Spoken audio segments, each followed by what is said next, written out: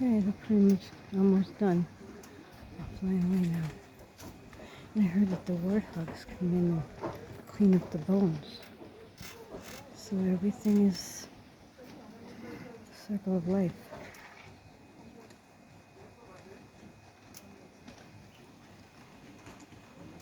They feed them because they're going extinct and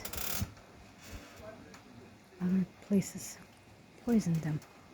So they want to keep them here where they can eat without worry. It's very good. It's very good.